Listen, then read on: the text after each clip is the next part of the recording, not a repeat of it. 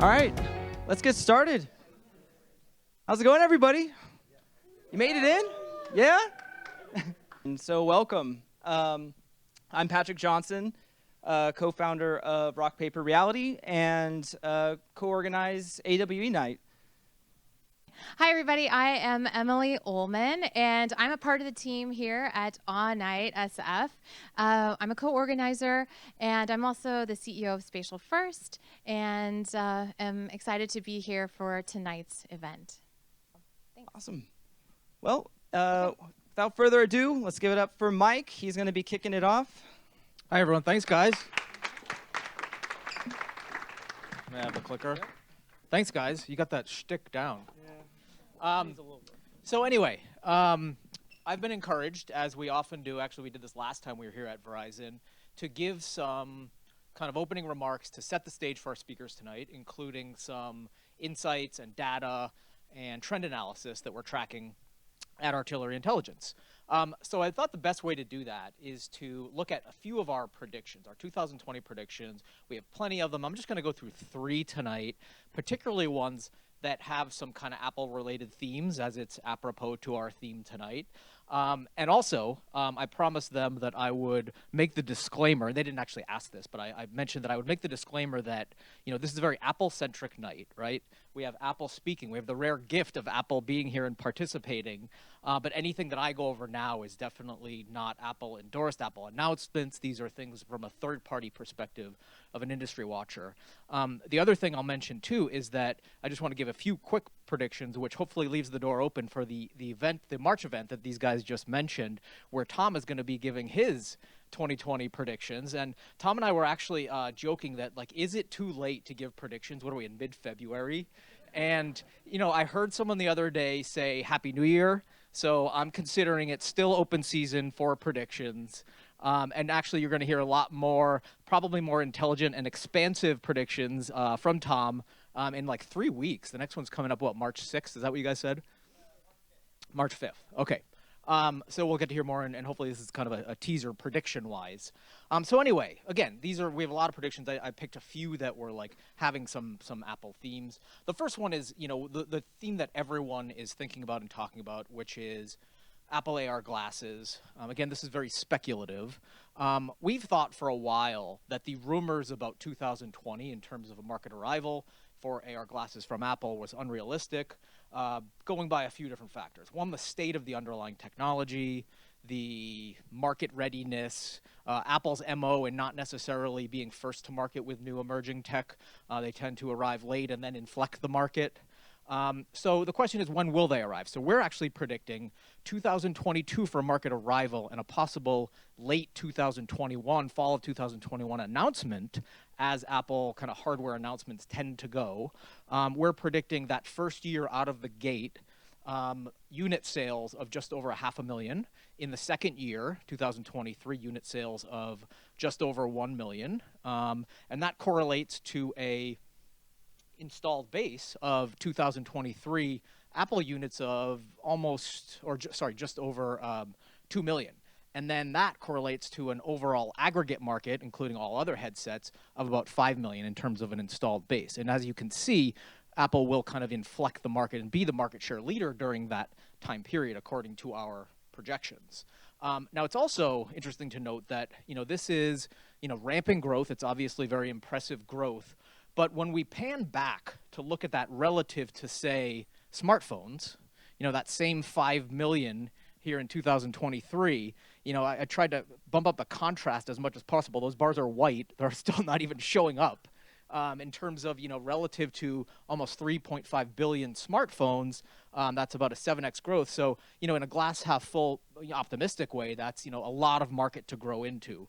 But also, you know, usually when you look at this, it's like, whoa, that's, you know, big giant bars. But, you know, it's in perspective, it's still very small. Now, the point of all of that is, what we believe Apple will continue to do, and in 2020, is really like a matter of acclimation. And it's doing some very interesting things there. So the first, something I've been looking at a lot lately, which is wearables. So the background there is that global smartphone growth is decelerating as smartphones reach global saturation, as replacement cycles get longer. So what happens there is that a lot of companies that sell smartphone hardware are starting to look for other revenue streams to diversify revenue, to not be so reliant upon a revenue stream that is decelerating. So Apple is really looking at wearables and cultivating that. And to wrap some numbers around that, if you look at their Q1 earnings, which is the Q4 calendar year, iPhone growth was about $4 billion. At the same time, wearables growth, the wearables division, was $3.7 billion. So wearables year-over-year revenue growth is almost as much as iPhone growth now. The difference being that one of those is on the way up and one of them is on the way down just in terms of year-over-year growth. So we believe that Apple, seeing that, is going to kind of really double down on that again as that, like, rising star in Cupertino. And that's going to mean a lot of things. But one thing that it will do is really, as Apple has the ability to do, is move markets and really accelerate that. And the wearables kind of product category is already very well self-propelled.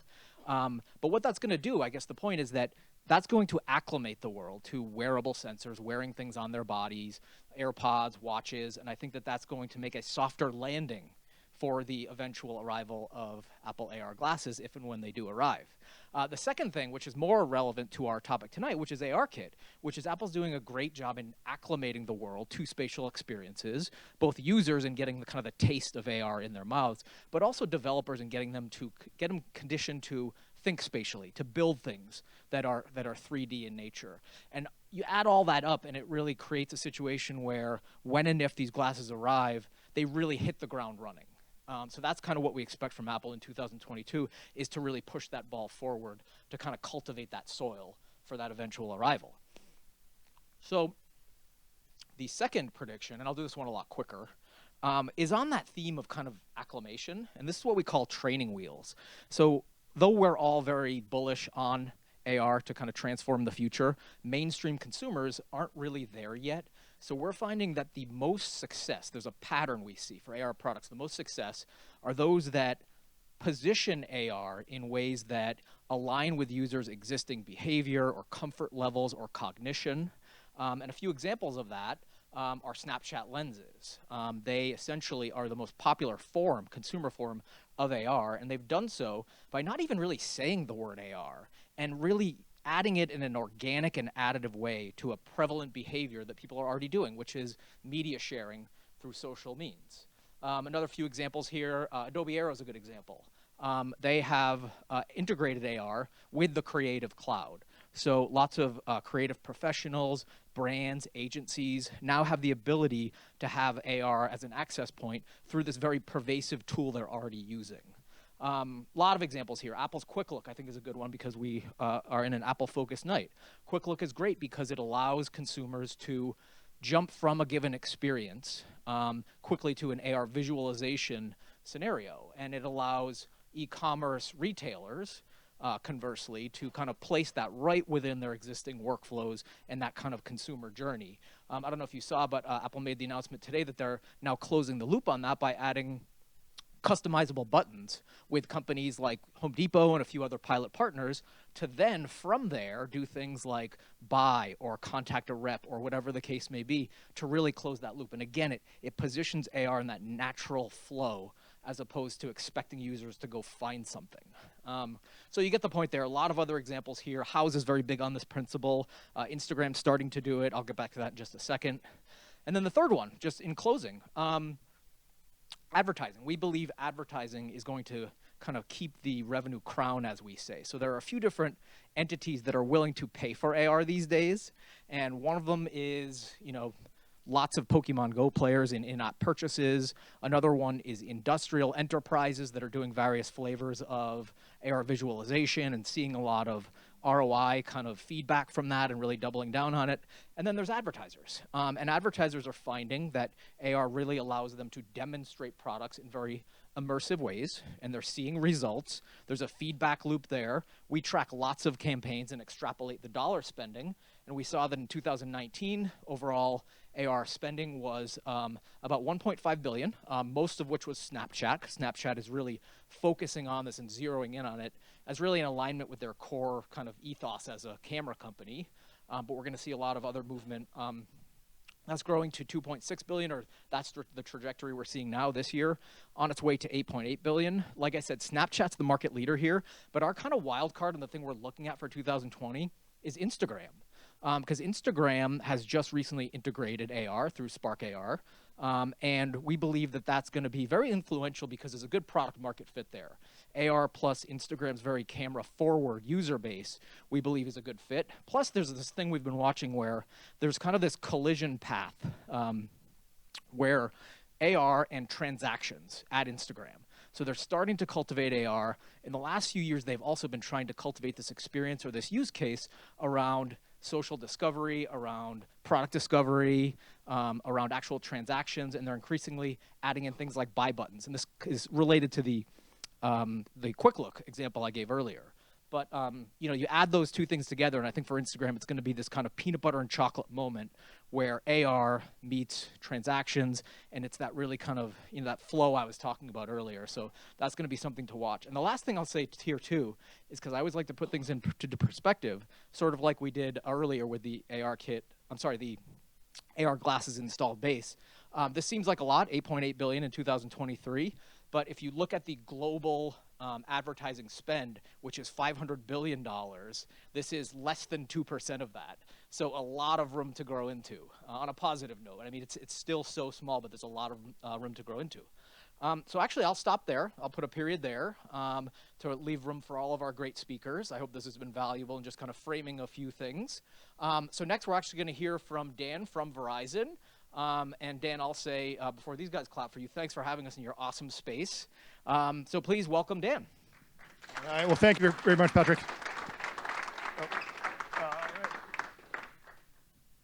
All right, there it is.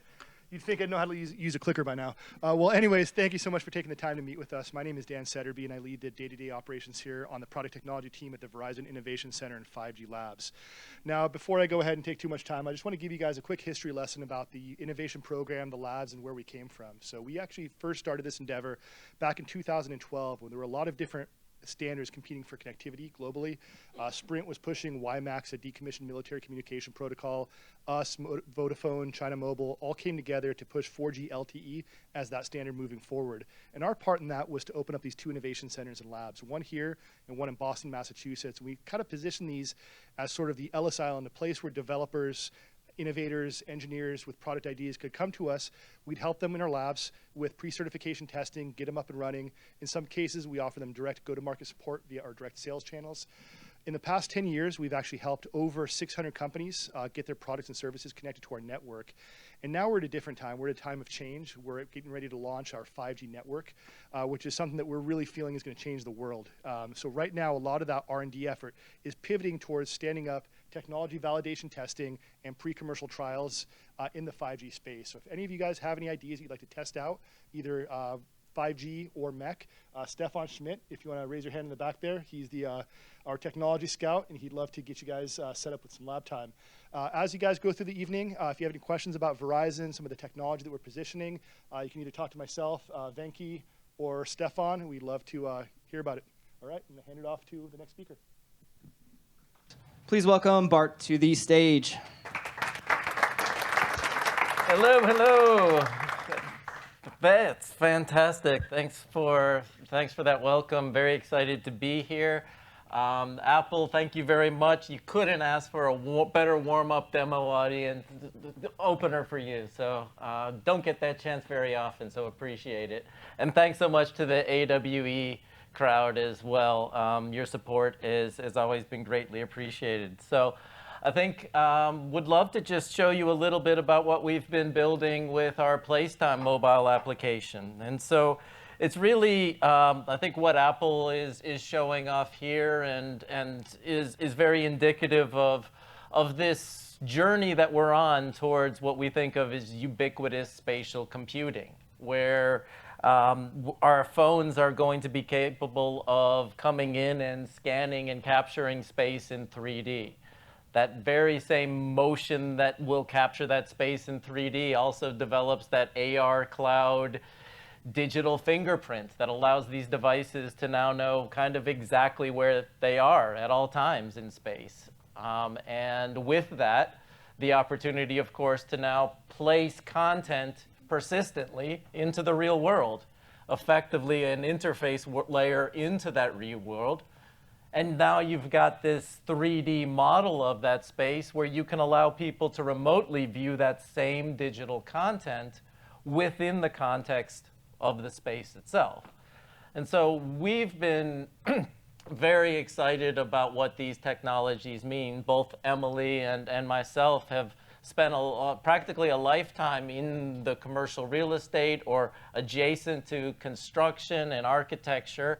And really, once the shoe dropped and we saw the power of these two things together, we knew that anybody dealing with the business of place, real estate, construction, that these tools were going to solve some of the very biggest problems that really those industries face. And so without too much further ado, let me give you a tour of the Placetime app. And here we've got very much a focus on Oakland as the first market where we're trying to get this working, where we have this 3D city model of Oakland, and it's effectively open to property owners, managers, people who love and care for that place to come in and take control over that space. And we help them create that so-called digital twin and then experiences on top to help, in this case, market and sell a commercial office space. So I'm able to, explore the amenities in context, but most importantly, I'm able to see that space itself, whether that's reality capture or whether that's reality modeling to show what that space can be built out with. So the ability to move around fully in 3D, explore that space, in this case, what the build out would look like, being able to explore that space down to the one-to-one scale and be able to interact with content. So I'm able to see information about the scene that I'm now in. Able to navigate around as simply as just tapping on objects. And then, of course, the really cool bit, of course, able to fully explore in 3D with really intuitive. But then the real magic is when you put it, oh boy. When you put it into demo mode, and by God, your ground planes just are completely unaligned. And so I'll take you from how you start the app, where you're scanning the floor, and what we're doing is looking for that ground plane, not just any tabletop, so that we can let you walk around that map, so that we can take you into that building and able to take you into that building, put you on that one-to-one scale, and now let you just walk around and experience that. So if you're in that space that's just a big open box of concrete, and you can now have that experience of walking through it and seeing what that build-out is, obviously it's a much better experience for the people considering that lease. And critically able to share that experience, because so much of these problems in these industries is just simply about being able to communicate around place, being able to draw that common picture. Here's what's going on. It's still too difficult.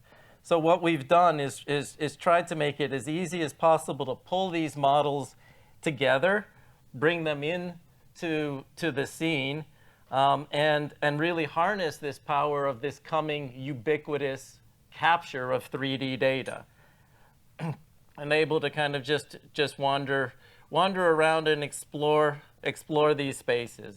It's a very, very kind of powerful experience to have. So one of the things I also wanted to talk about was this idea that we are getting the power to capture these spaces, not just with fancy 3D Matterport cameras or LiDAR, but we're now already starting to use mobile phone capture to highlight local amenities.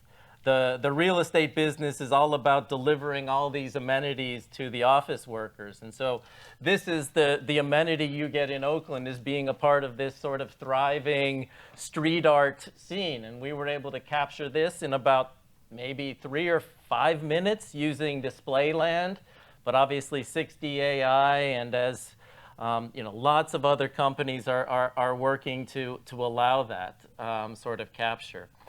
And so when the call for this event went out, and when we heard Apple were looking to showcase ARKit 3 features, we wanted to make sure that we could kind of show off some of the cool stuff that ARKit 3 did. So I'm happy to give the first kind of demos publicly of our integration of people occlusion into this technology.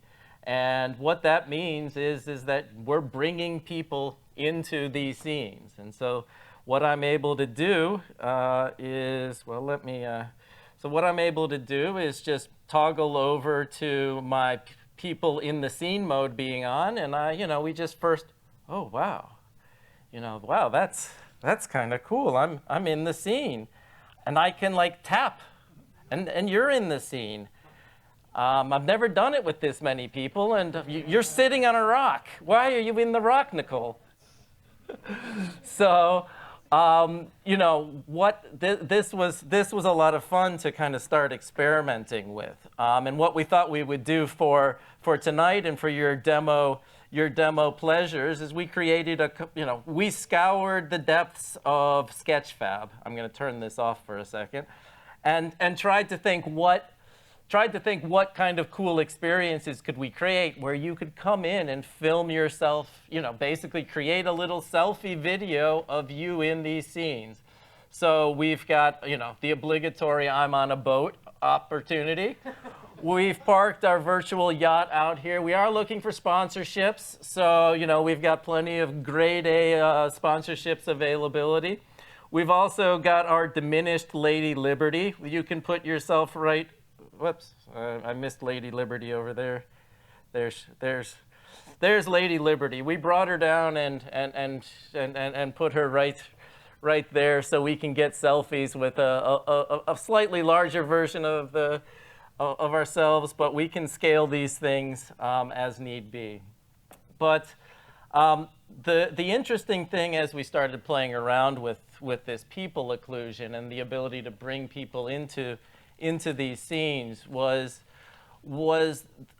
what we realized what this offers. It offers that ability, if you're caring about or managing that place, right, you're able to communicate in a much easier way by bringing people in, giving them a video. Here's the stuff that needs to be done. Here's what we want to do.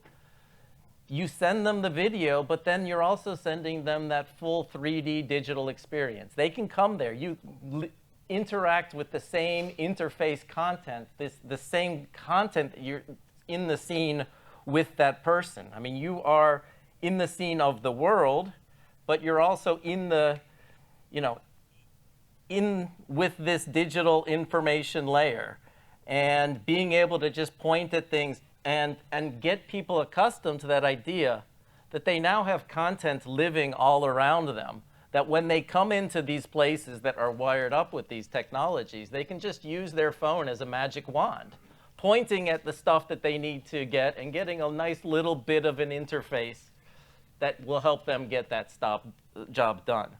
We're trying to very much build on the idea of linking to other apps, linking to other experiences, linking to Reality Composer things that you've created and said, hey, if you come here, here's how you play my chess game, right? It's placed here especially for you. So we see that our goal with what we're trying to experiment with Placetime Oakland is to get the community involved in capturing their places, telling the stories about their places, and wiring up all these useful tools that they can have while inside these places. Because at the end of the day, we think it's going to be terribly important that the people that own and manage and care for places, they're the ones in charge of building this new interface layer to their places, right? We don't want to see a monoculture, excuse me, Justin, but of Google Lens, where Google gets to decide exactly what that default definition must be. I'm tremendously proud of the work I did at Google Maps to help map the world and create what they've done. But what we think is going to be really important is putting this into the hands of that Minecraft generation, that generation of of people who just grew up, building these 3D worlds and who can take control over their own house, their own event, and wire up these experiences, make it so much easier to kind of bring people and place together in a really great way. And so we're out there building Placetime Oakland as a little bit of an experiment. Commercial real estate is the key kind of revenue driver for that. But we're looking for people who want to tell stories, feature AR content. So please get in touch. Let us know how we could be working together on that aspect. But also, do you want to take this Placetime map into your own city, your own campus? And we would love to figure out a way that you can work to kind of curate these types of experiences within this application, or potentially within your own applications. So that's what I came here to show off. We would be super thrilled to get some cool videos of everybody creating some cool selfie scenes with this new people occlusion scene, and would love to talk further afterwards. So thank you very much.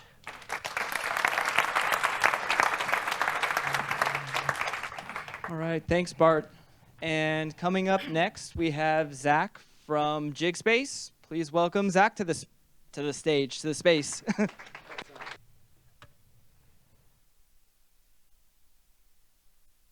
3D knowledge is the future. Training, maintenance, sales, education. I don't think you are the crowd that I have to convince that that's possible.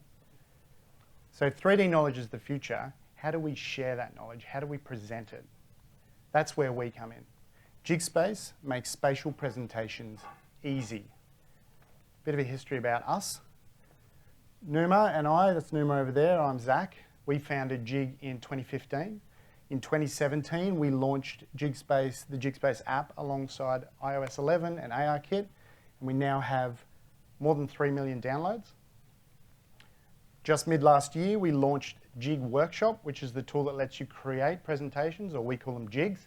We have over 30,000 jigs created by our community, and we have a 4.8 out of 5 star rating worldwide because people love jigs.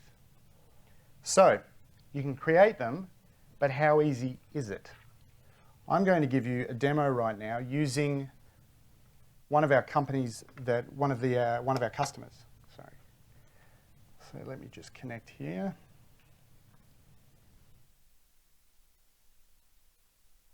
So that company, Swoop Aero, they're a medical drone delivery service.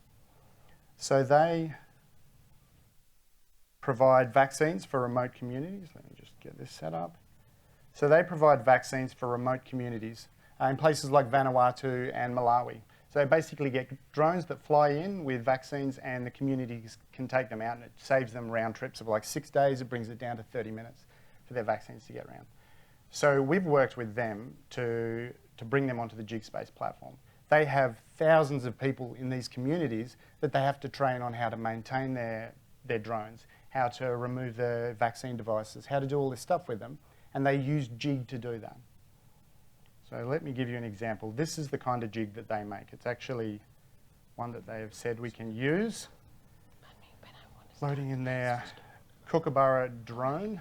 It'd be really nice to have that 5G speed right now. On my phone.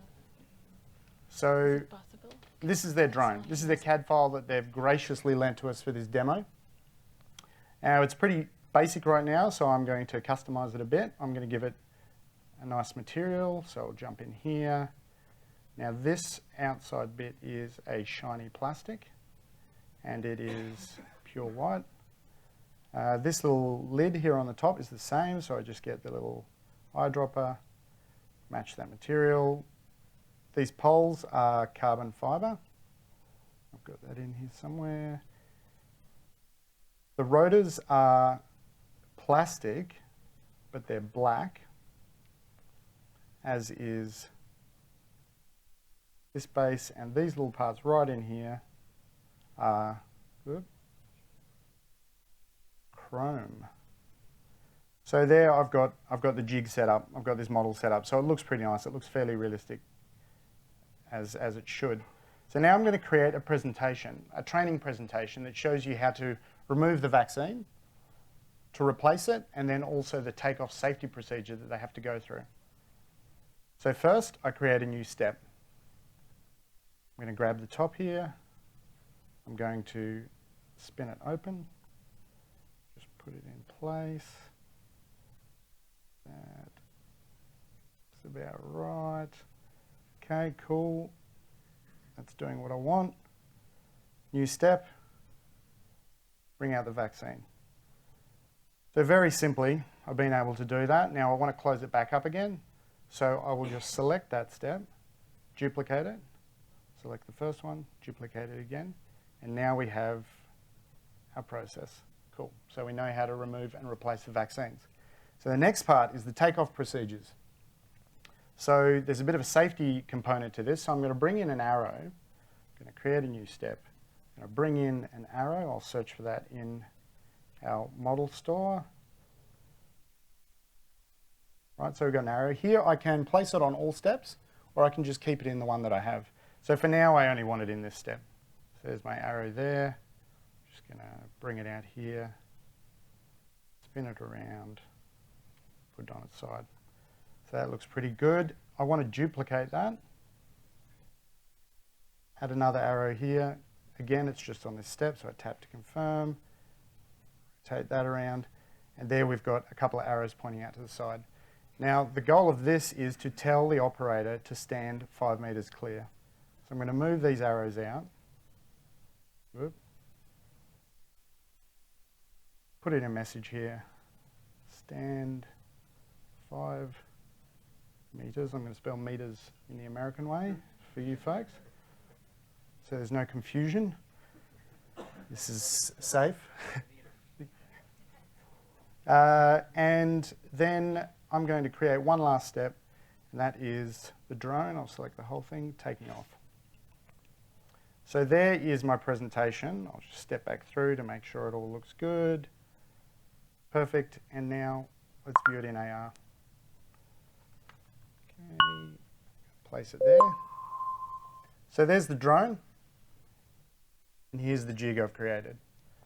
So I can see the process that I've gone through, step through it, gives me the warning, and then takes off. Here as well, I could film this. So now I can make a video that I can send to people. Or if you've got other people around with the Jigspace app, you can create a presentation here that will actually invite anyone who's in the room is able to then log into this jig and to go along with it. It's a co-spatial presentation, which means that if you're over in that corner of the room, you'll be able to see it from your perspective, and we can step through this presentation together. So that's how easy it is for Swoop to create a training jig. Now they send this out to thousands of people in their remote communities. So instead of having to take a drone every time they need to train a group of people, they just take an iPad. Now, Swoop are part of our Jig Workshop Pro pilot program. So this is our Pro platform, which lets them create, manage, and analyze the usage of all their jigs. And the benefits for them are really obvious. We've got Eric, the CEO of Swoop, has said multiple times, and I think we were featured on the App Store recently. There was a story about how they're using it in Malawi and how it's just changed their entire processes. And that is the real utility that ARKit and Jigspace bring for companies like Swoop. 3D knowledge is the future, and we make it easy to share that knowledge. Thank you. Thank you, Zach. And our final presentation for tonight, and demo for the night, is Jyoti from Not a Bot Studio. Please welcome Jyoti to the stage. Hi.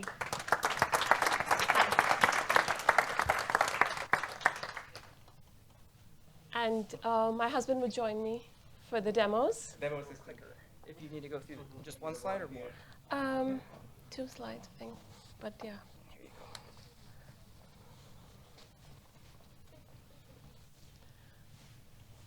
Okay, so we at Not a Bot Studios make augmented reality games to bring joy to learning. And so as we make augmented reality games, our realization, or one of the core realizations, has been that games need immersion. And with augmented reality, while immersion has a new dimension, immersion has a new potential that it can use, but it also has something to figure out, something new to find solutions for, which is interactions. Interactions, immersion needs suspension of disbelief. That's there. So yeah, so interactions in games can make or break the illusion, the worlds that we create. As game makers, as people who create immersive experiences in augmented reality, it's one of our key goals to keep it immersive, to make the user a part of the world we create, for them to understand the rules, the environment, to live and breathe it. So interactions being one of the key parts of immersion, and with augmented reality, they kind of need to still evolve. The interactions that we are right now using are being derived quite a bit from the mobile technology. What was done for 2D screens, what was done for 2D interactions. For 3D, for augmented reality, it's still at a very early stage. So that's where we have focused quite a bit on in the games we've been making. The one that we are going to talk about, well, with augmented reality, and specifically because we do a lot of iPhone apps and games. So with ARKit, there is perspective to be used as control. You can use real-world objects as a control and interact with the virtual world or interact with augmented reality worlds that are created. But the one that we have recently worked quite a bit on, and we feel personally excited about, is my face as my control. So my face my gaze, my eyebrows, my blink, mouth, face orientation, everything can be tracked. I don't know, I shouldn't say it's creepy, but it's for sure powerful. And we have used it to derive new gestures or to find new gestures that can make our experiences more immersive. We're going to demo one of those today. Okay, so you're going to be here. Only I should be in the view. Okay. So what we're doing is we're going to play drums. And how? Just like that. Yeah.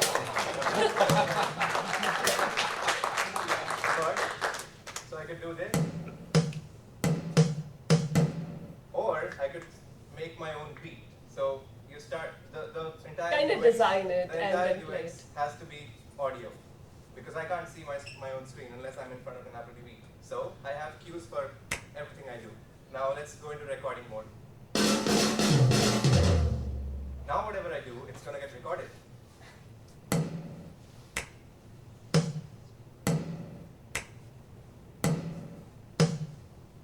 That's a beat. It's 8 beats. Let's play it again. All the snaps were empty beats.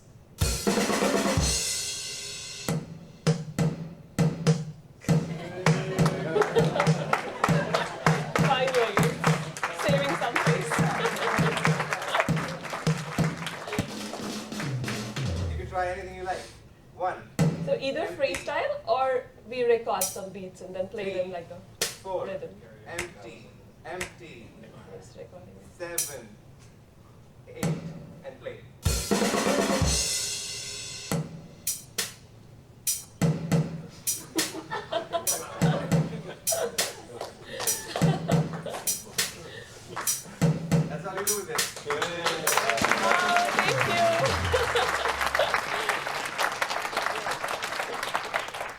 Thank you so much for being so patient, really. We're running over, so we'll do the vacuum over in the demo area. Now you know if it works, it's going to be exciting. Yeah, and in this app, a small version is available on the App Store. We'll probably, to the attendees list, we'll also send out the link just in case you want to download and play with it. If you have kids, it's another very good way to tire them out. It's fun. Yeah, and then see you in the networking zone. It's called Tambour, Tambour. You can search in the App Store. Thank you. Thank you. All right, thanks, guys. Well worth it. We made it. We got a working demo. All right, so that's the show, everybody. And thanks for coming out. We'll see you over in the networking.